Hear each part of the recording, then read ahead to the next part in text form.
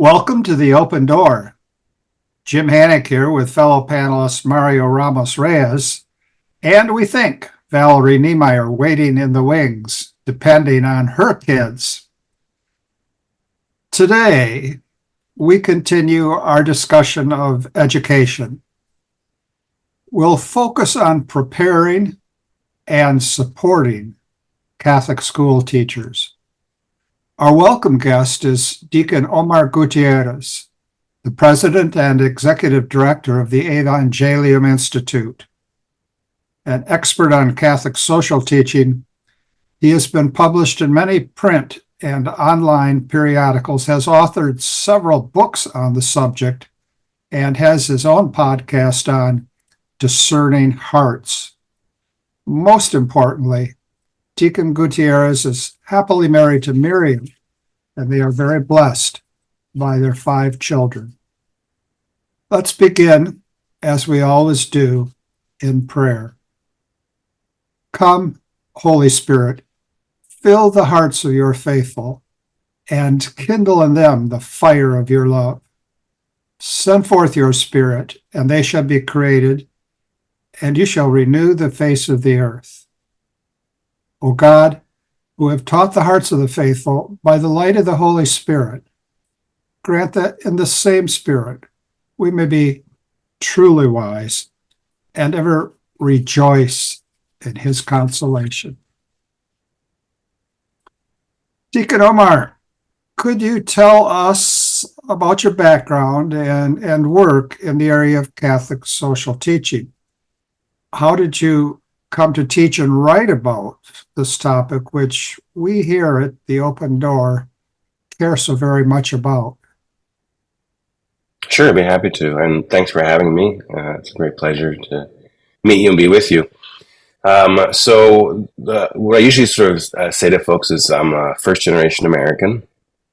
My parents were from Latin America. My father from the Dominican Republic. My mother from Costa Rica. They met in Michigan, obviously, and they had a difficult marriage, in part because being Dominican, my father was very dark-skinned, he was black, and my mother was very light-skinned. And so they experienced a good deal of racism in the United States back in the 1960s. In fact, the first priest they went to marry them refused to do so because they were mixed race. So that was part of the difficulty in the marriage, but the other difficulty was that my dad was essentially a communist, socialist, atheist. Fidel Castro was his hero, whereas my mom was very much a devout Latina Catholic. And so growing up, trying to figure out, my brothers and I, trying to figure out first what it meant to be an American. What did that look like? How could we fit in? But also not fit in too much to a certain degree. But then also for each of us, what did it mean to be Christian? What did it mean to be Catholic? Was that something we were going to pursue ourselves in our own lives? And for me, the intersection, and I think I can say this for my brothers as well, the intersection between faith and politics and economics and culture and education and all those things became just sort of part of the ethos, the air that we breathed in my house. So that when I was drawn towards theology and then discovered Catholic social teaching in college, I found an aspect of the church's teaching that really spoke to me and drew my attention and drew my interest. And so I've been pursuing it essentially ever since then. Very interesting, very interesting. Mario, what next? So interesting background. What is I don't know if you have an institute, Evangelium Institute. What is that institute all about? Yeah, so I founded it a few years ago here in the Archdiocese of Omaha, which is a relatively smaller diocese, but we have, I think it's still true, the 3rd highest per capita number of schools per Catholics in the country. So we have a great many Catholic schools here. And Archbishop George Lucas, who's the Archbishop here since 2009, he, in response to the desires of parents and grandparents, wanted to do something for formation for Catholic school teachers. They wanted to make sure that the teachers who were teaching the children had some sense of the faith life, not just intellectually, but also from the heart. So he had brought in an organization to help do that, and in 2019, I co-founded the Evangelium Institute to help provide that formation to these Catholic school teachers here in the Archdiocese of Omaha. The results we've shown, I think, have demonstrated the importance of this work in the lives of the teachers, for the families that send their kids to Catholic schools, and really just for the larger church.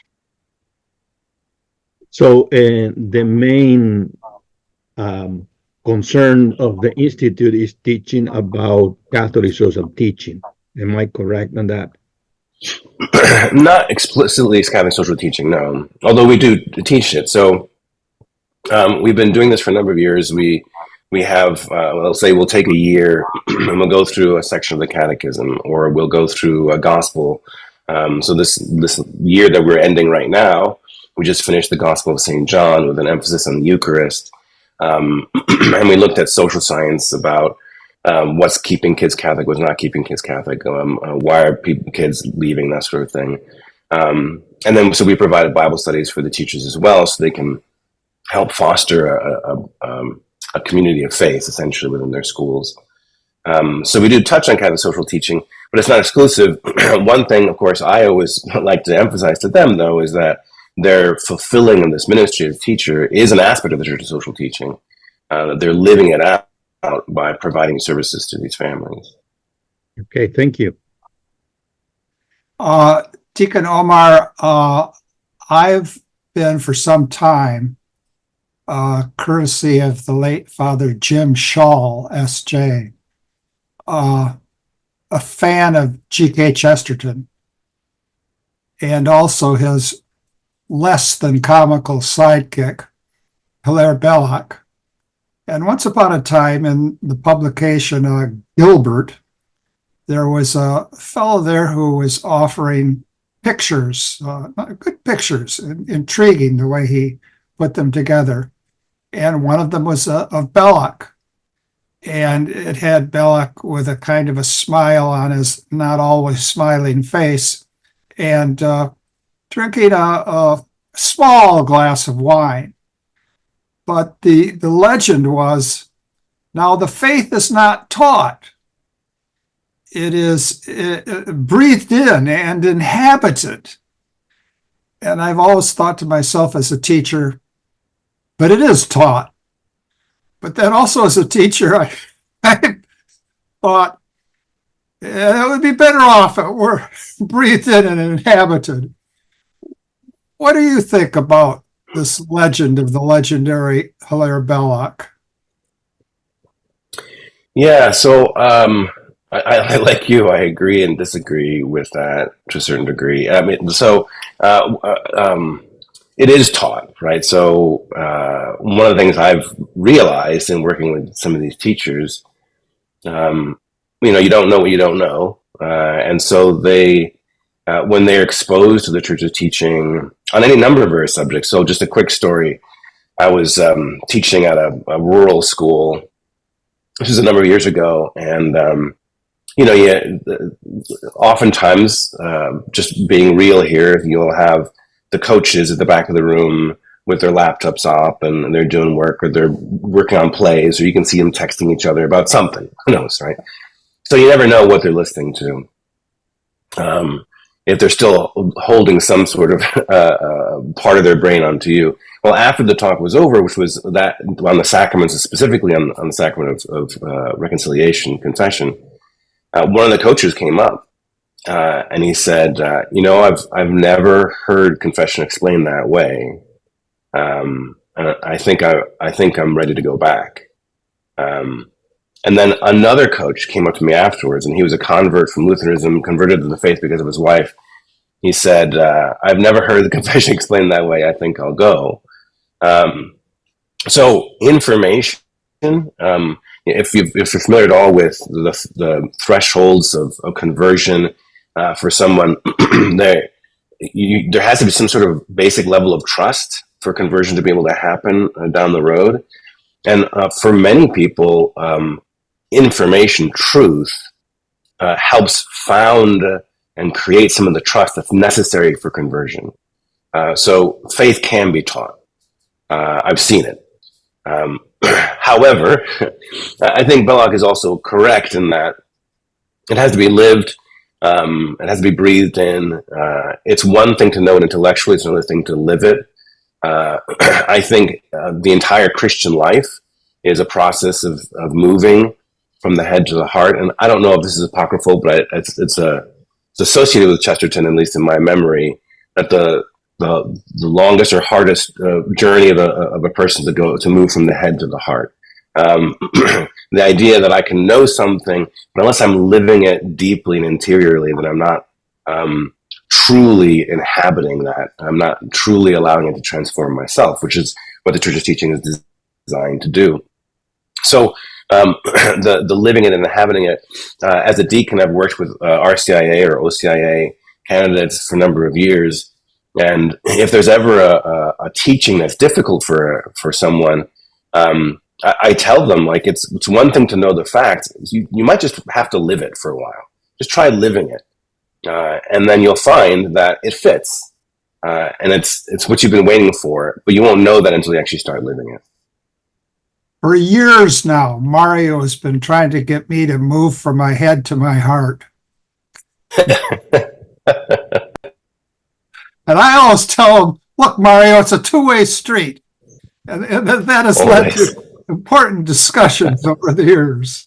But your turn, Mario. So, according to what you said, what would be the challenges then in church teaching, in evangelization? What is, I mean, according to what is happening in the culture? Yeah, so at least what the various studies say, on one level, there is this sense, this broader sense that I can choose to be a rational person who bases my life on reason and logic, or I could be a religious person. A lot of Americans think that's the choice. Maybe it's a larger Western problem, but the average age of Catholics who leave the church, according to a CARA study that came out in 2016, is 13 years old. And 13 years old means they're in middle school. Their brains are starting to develop such that they can think rationally and start questioning things. And that early on, they start to think, no, it's all fairy tales. There's nothing real about it. The Gospels are not historically based. So the first biggest challenge is to try to convince folks that there is some sort of intellectual heft to the faith. If I may, I remember a number of years ago, I was teaching at a school. I had a very good relationship at the school with the teachers. I was there for 2 or 3 years. There was a young man amongst the teachers who paid attention, but I didn't quite know if he was following. By year 2, he started loosening up. By year 3, he would come after the session every once in a while to ask me very pointed questions. And then at the end of that 3rd year, he came up to me and said, "Hey, I just want to let you know that I'm moving on. My wife and I just had our 2nd kid. I need to make a little bit more money. I'm going to be working at a high school." And he said, I was going to go work at a public school, but because of these sessions, I really want to teach at a Catholic school because I've come to realize how important my faith is to me. Now, I just ran into him actually a few months ago, and he's still teaching at a Catholic school, and he still remembers those sessions. But I bring it up because for him, and this is what he said, I'd never heard the faith presented in such an organized way. The idea that there's this inherent sort of thread of truth that goes through the faith that I can actually latch onto, and he was a science teacher, I can latch onto as an intellectual person.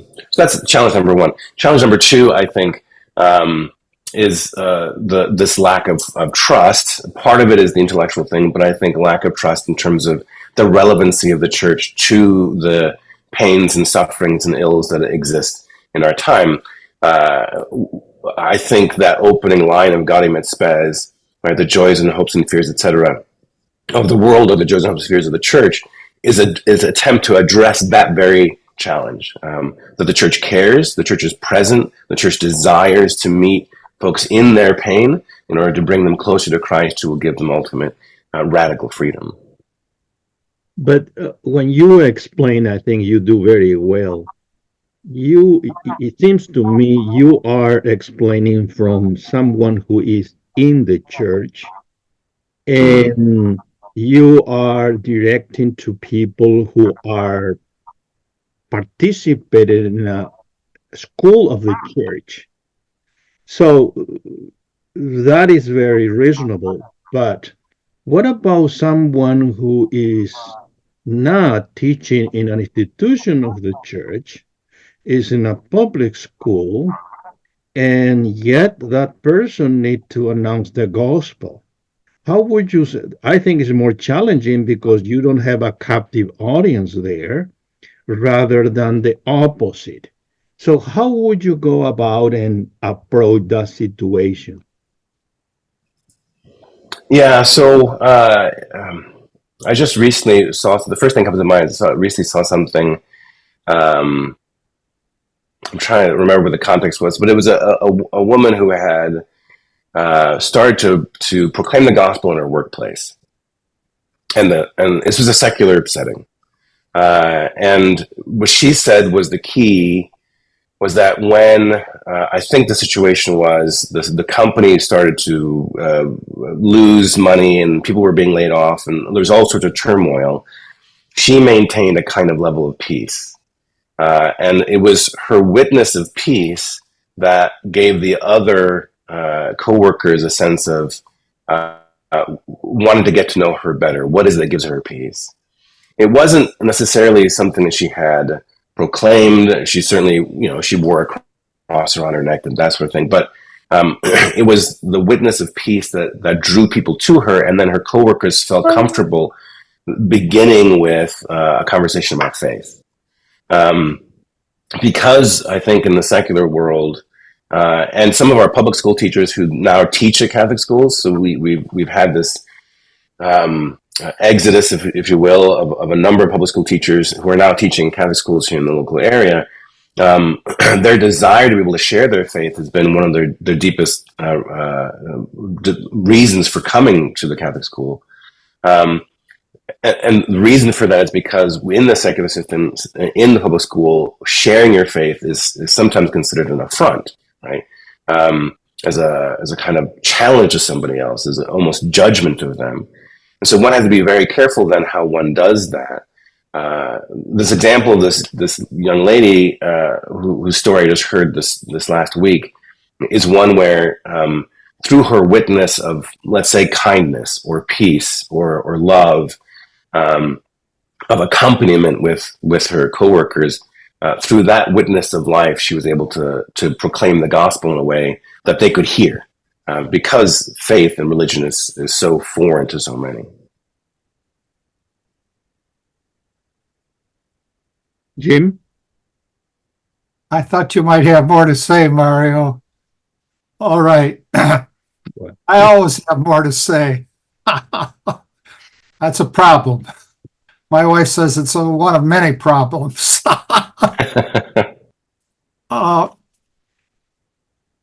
I appreciate your anecdotes, and let me share one with you.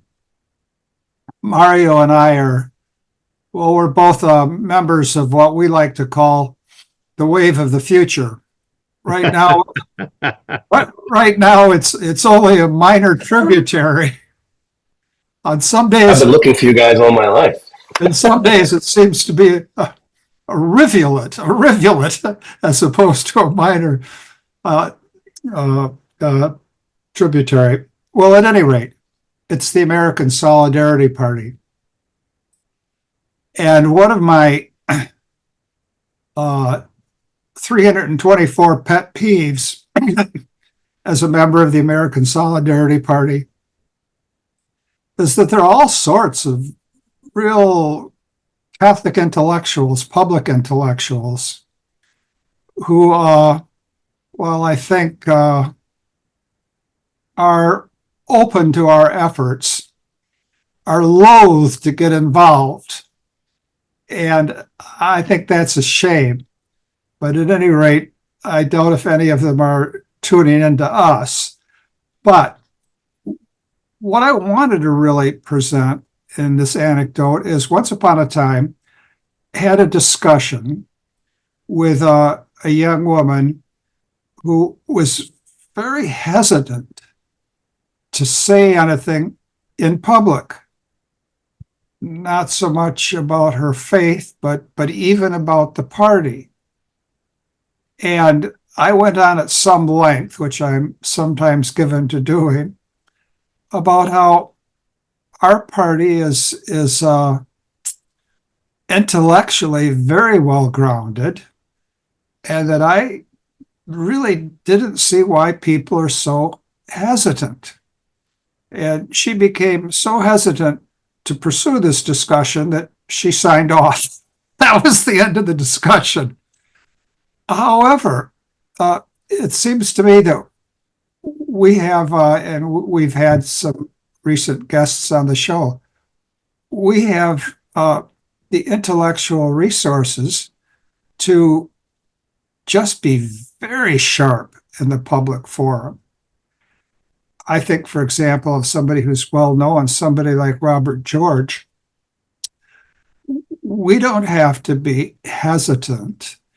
And we ought to, I think, sometimes be much more aggressive.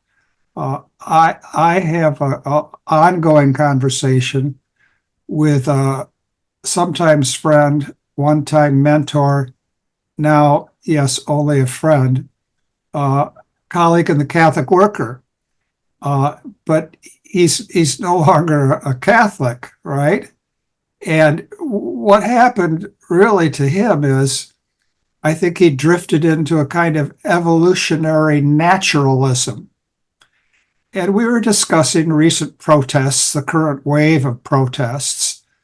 And he, in essence, looked at them wholly in terms of their likely effectiveness or not effectiveness, nothing more than that. And he thought the opposition, for the most part, to the position of the protesters, which is more than one position, of course, was based on a kind of stupidity. And so I said to him,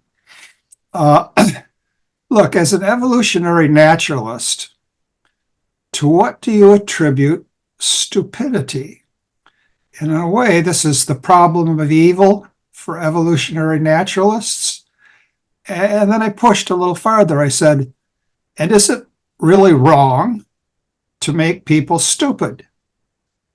After all, that's what propaganda from both the left and the right is all about, making people stupid. Well, this is by way of email, and it's safer that way, of course. But he hasn't responded yet. And here, I guess what I'm getting at with this anecdote is that if you push our culture despisers a little bit harder than they're usually pushed, I don't think they have much to stand on. I don't think that they can give a justification for the discourse that they present.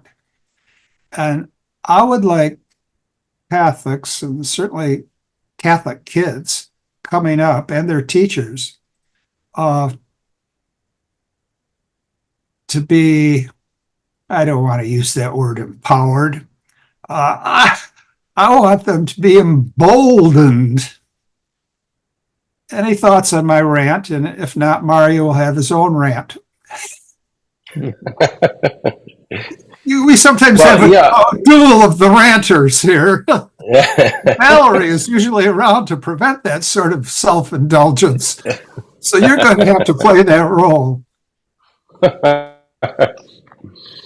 Yeah, no, I sympathize very much with the desire for Catholics in general to be emboldened and to speak truth that's uncomfortable.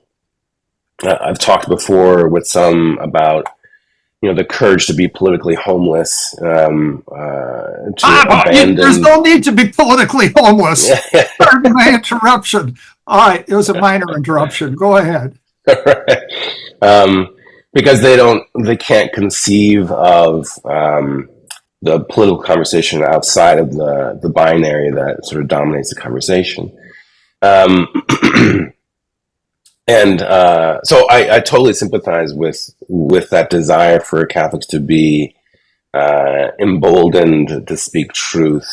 My sense of, and I was just thinking about that this morning, my sense of where most teachers, because that's whom I'm dealing with mostly, are at, is they are oftentimes moms as well as teachers who are attempting to get through the curriculum that they're required to get through by the state, required to get through by the church, and in the meantime fit the rest of their lives into the day that they have before them, while dealing with all the other things that happen in life in general.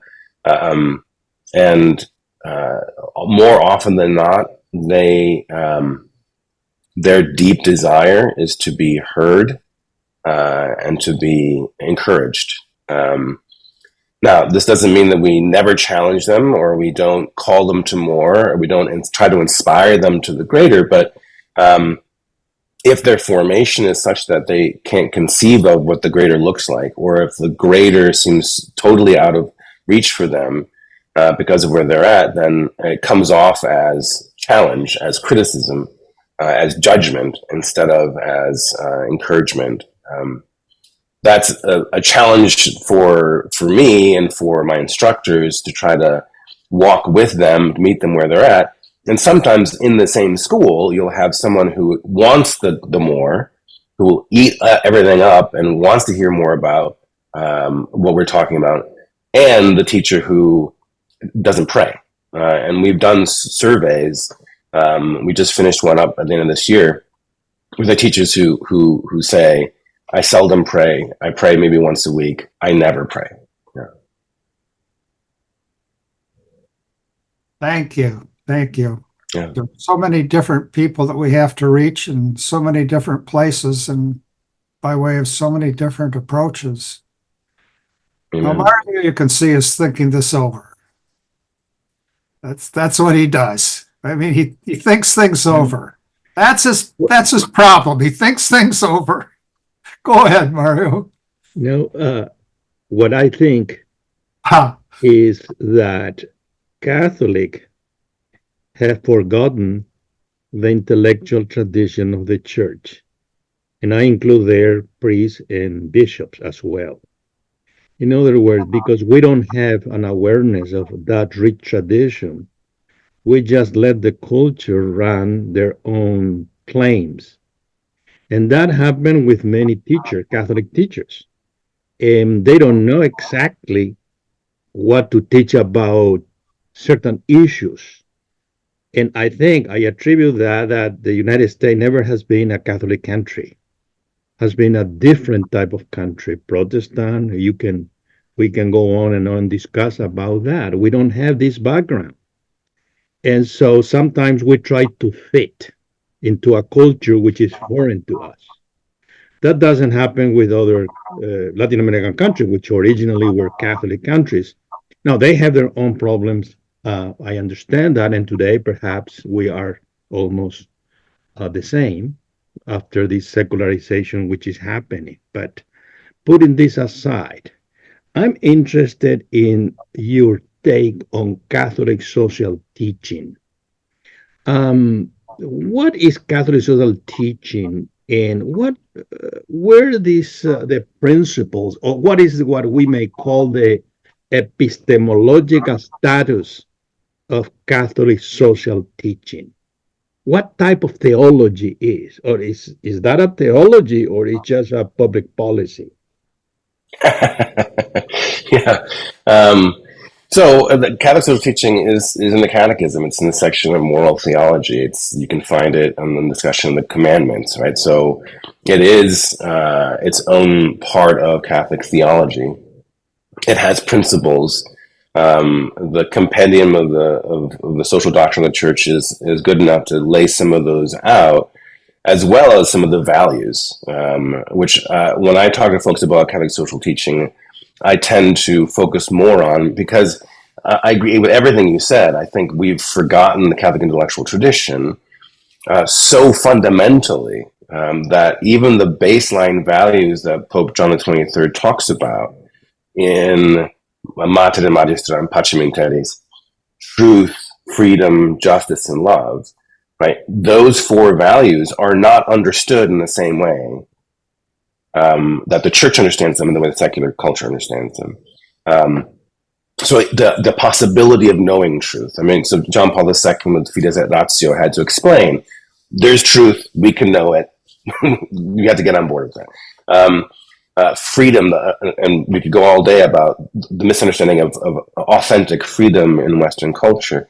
Justice, we talk about social justice, and we should talk about social justice, but if you have a misunderstanding of what justice is, or if you never talk about what it is, from a classical philosophical point of view or any other, then you're going to miss out what social justice is. And then of course love, which is, I think, the great contribution of Benedict XVI in Caritas in Veritate, and in God is Love, and in the others, that social justice only gives you so far. The way I sort of put it is, social justice is the bare minimum. We're called not to create a kingdom of justice, but a kingdom of love. Right. So if we're directed toward the love, all aspects of truth, freedom, and justice will be addressed. So the status of Catholic social teaching, the epistemological status here in the United States and the West, with those, if anybody knows or has heard of it, they usually associate it with social justice, and then they usually have their sort of hangers, if you will, their intellectual hangers, in which they just they've compartmentalized it over here. It's a left issue, or it's a right issue, or it's a church issue, or it's the bishop's issue, but it doesn't really affect me and can't really affect me because I already know what I want to know about public policy. And that's, your last statement made me laugh, because when I talk to people about the Church's social teaching, more often than not, the only exposure they receive to it is in reference to public policy. They don't know the principles. They don't know how to apply the principles. They don't know what the principles look like in their lives. And then last thing I'll say is, you asked whether it's a theology or not. It is a theology. There is an intellectual thing to know, and I think it's important, and I love that.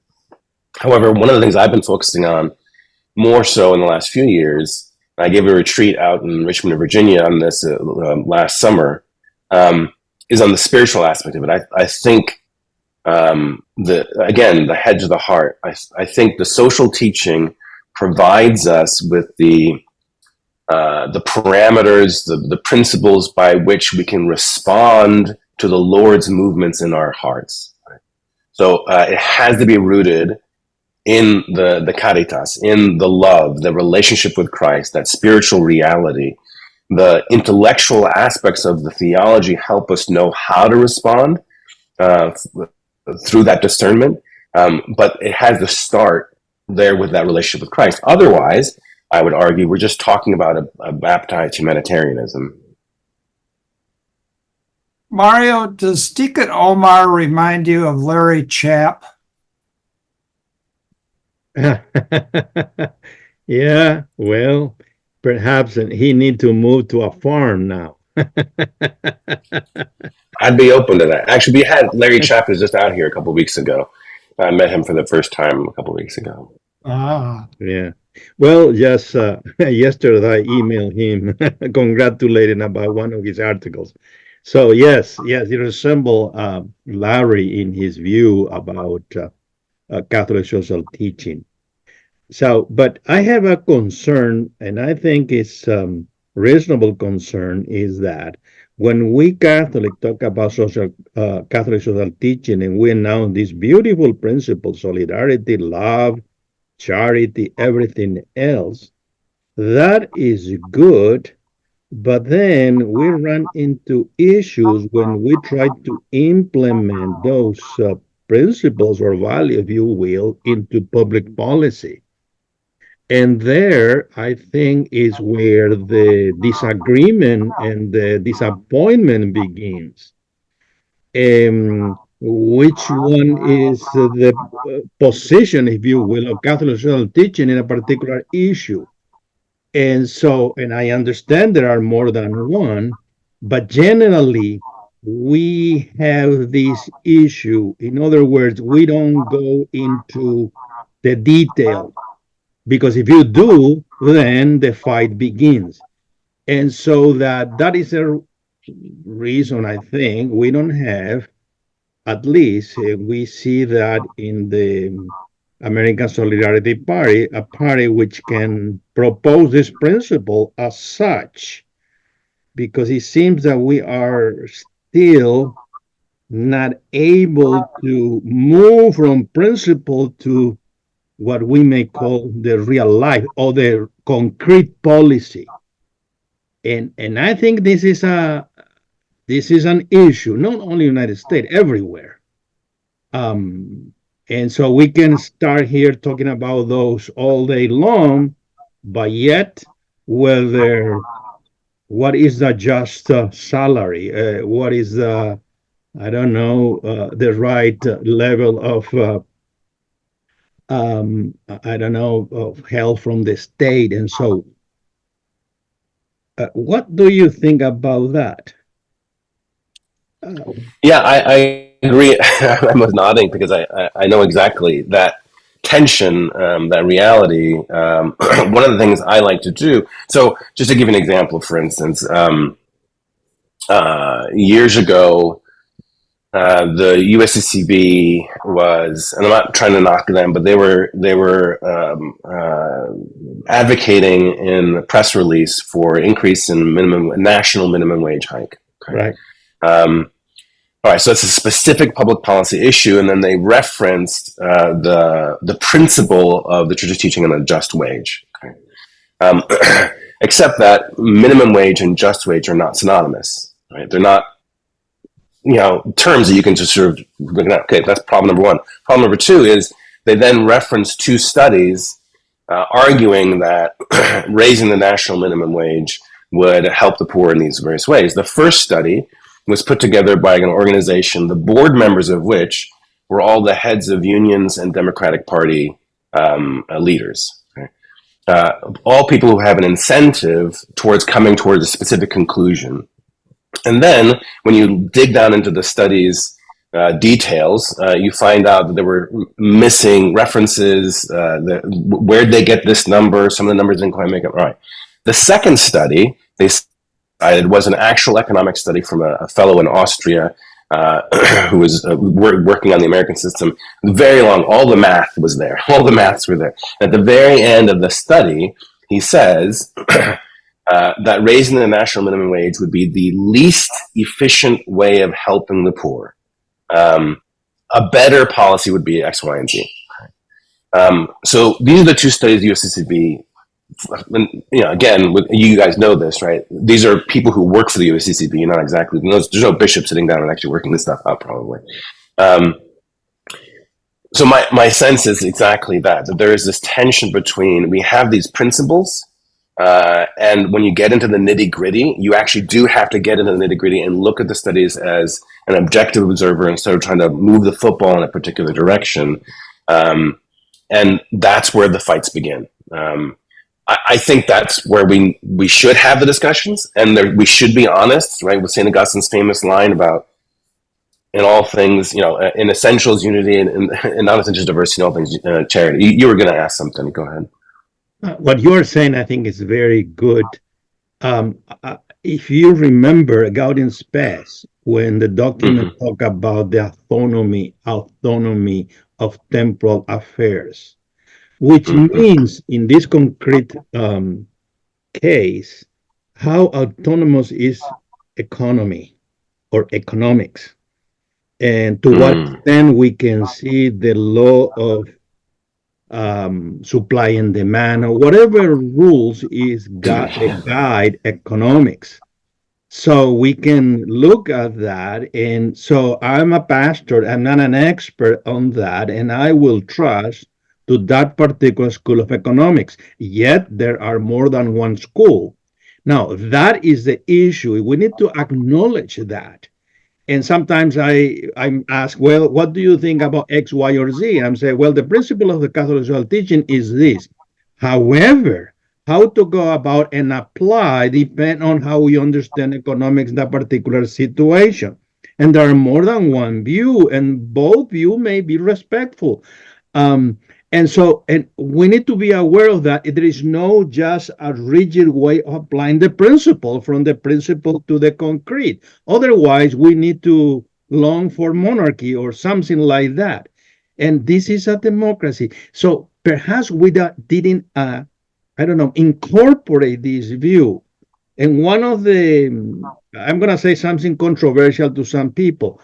One of the best line that Jacques Maritain, the Catholic philosopher, claimed was we need to start from the starting point, which he called pluralism. Now, I know that he doesn't say, I'm going to start from unity. No, from pluralism. Well, people say, well, he's a relativist and all that. No, what he's is trying to say, acknowledge something is happening in our contemporary society. Whether I don't like it, we don't like it, but that's a fact. And we don't acknowledge that, then we move into integralist position, which I think has problem of their own. That's my rant for today. I'm sorry.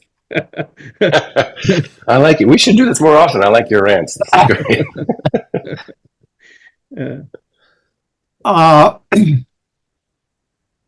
We're very sorry that Valerie couldn't join us today, but I want to move to a question that she takes very much to heart, and I'm going to use her exact language.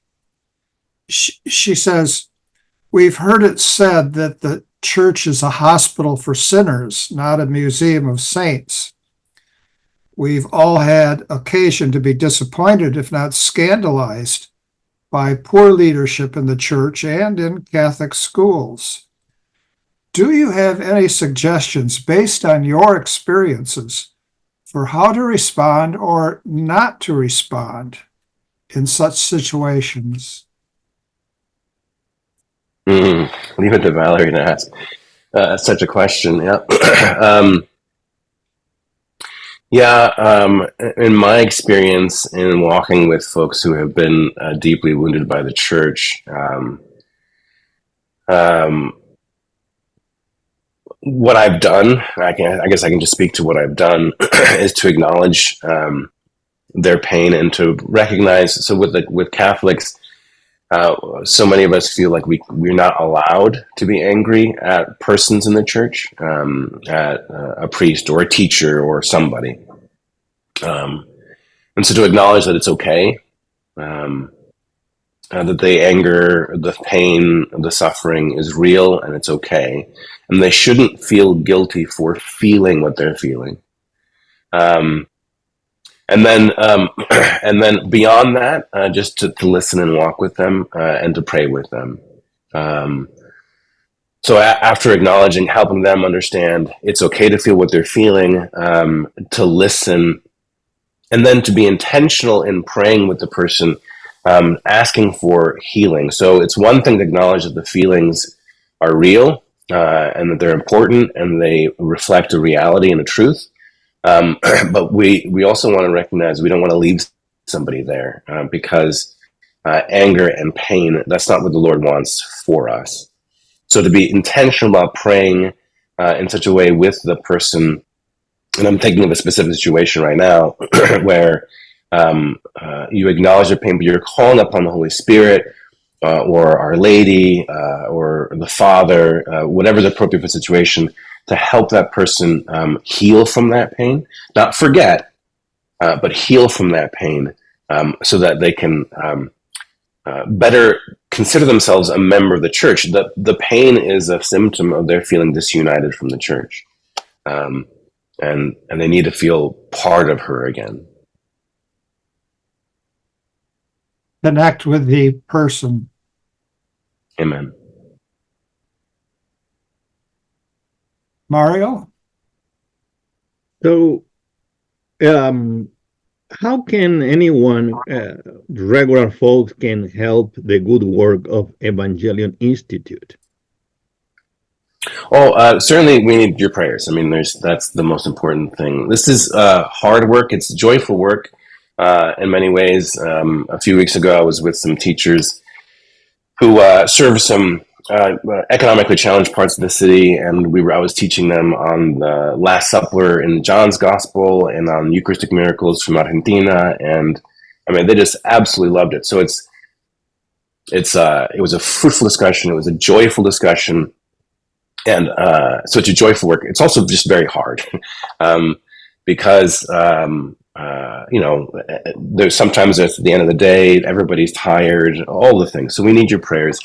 But if you go to our website, eicatholic.org, eicatholic.org, you can look at the various things we're doing. We don't just work with teachers. We also work with the candidates for the permanent diaconate. We provide some formation for them. We do a series for teens. We help out with the Director of Religious Education and Catechists here in the Archdiocese. We're kind of the big umbrella sort of mission is on catechetical formation for adults and young adults. I'm here at the John Paul II Newman Center, which is the Newman Center that serves the University of Nebraska Omaha. And so we provide classes for the college students who are going to a secular university, but they deeply want and desire more formation in the faith. So this year, I just finished up a whole year-long course, 21 sessions on Catholic moral theology, which the students love. So help us in any way you can by visiting our website and searching around and helping us financially, but most importantly with prayers. How do you see the situation of Hispanic in the U.S., in the Catholic Church? In general, that's a big question because because as you know, right? I know. Yeah, right. As you know, it's like so. Here in the reality in the Archdiocese, we have, because of the meatpacking plants that are here and the agriculture that's here, we have a very long tradition of Latinos coming up here and working in the plants, working on farms. And so it's a well-established community here, and the ministry to them is going to be very basic. So in terms of just basic catechesis, helping regularize marriages, making sure families come and baptize their children, and for the most part, our efforts in that are really quite successful. One of the bigger problems, though, is because, as you were saying before, the experience of the American Catholic Church is different than it is in the church in Latin American countries. For many local Latinos, there's the idea of paying for school to go to a Catholic school is foreign. And so trying to get Latino families to send their children to our schools so they can get some of that formation in the church's living, breathing, right? Because it's not in the air. You're not going to find shrines to Our Lady on the side of the street here. That's one of the biggest challenges for us. Okay, thank you. I'm thinking here in Los Angeles, the church is Latino. And were it not for Latinos, there really wouldn't be a church here in Los Angeles. It's a very different set of conditions. And I think of our parishes, a number of our parishes will have 12 or 13 Spanish language liturgies on Sunday.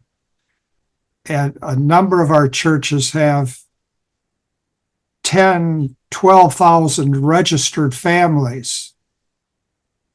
And that's so unlike, say, the Midwest, Michigan, which you mentioned way back at the beginning of our discussion. So unlike what I experienced growing up in Michigan.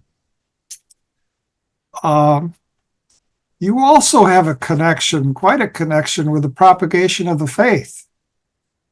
A word about that, perhaps. Yeah, that's actually been one of the unexpected joys of working for the church.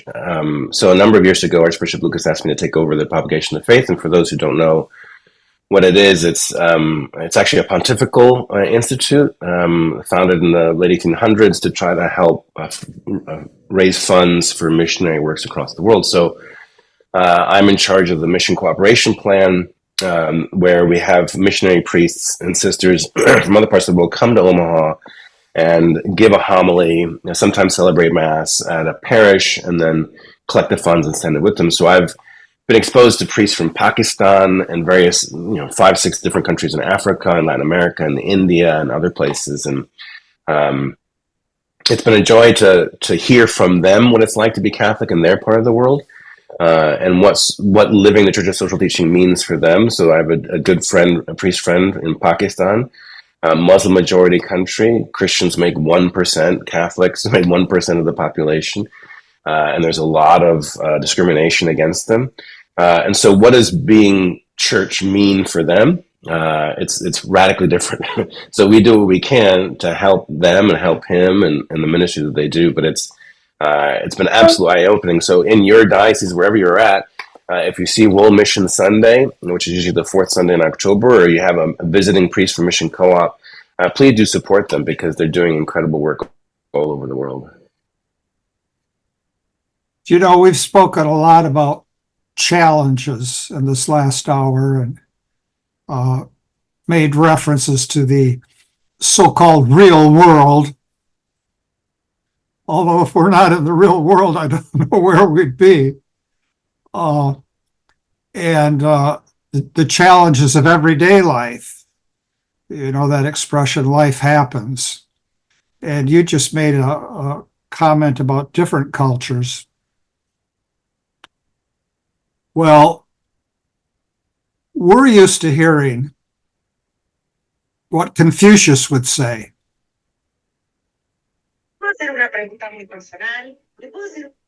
We're used to hearing what Confucius would say, but back in the day when Confucius said something, people really didn't pay that much attention to him. And we forget that.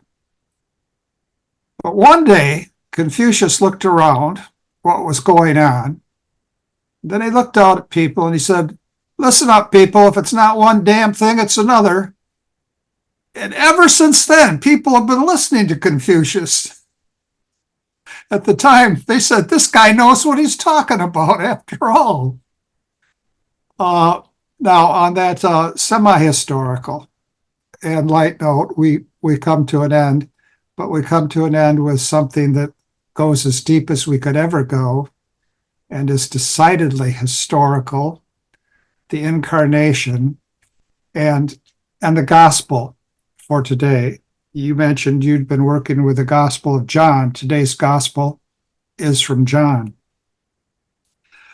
Lifting up his eyes to heaven, Jesus prayed, saying, "Holy Father, keep them in your name that you have given me, so that they may be one, just as we are one. When I was with them, I protected them in your name that you gave me, and I guarded them, and none of them was lost except the son of destruction, in order that the scriptures might be fulfilled. But now I am coming to you. I speak this in the world so that they may share my joy completely.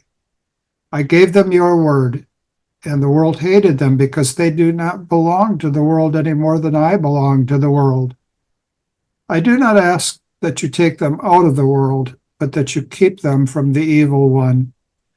They do not belong to the world any more than I belong to the world. Consecrate them in the truth. Your word is truth. As you sent me into the world, so I sent them into the world, and I consecrate myself for them, so that they also may be consecrated in truth. Come, Lord Jesus, come. Thank you so much, Deacon Omar. Thank you. Amen. Thank you both. Appreciate Very your good Thank you. to be experiences, with you. your insight, and your resolve. Excellent. Keep Godspeed. up the good work, gentlemen. See you around.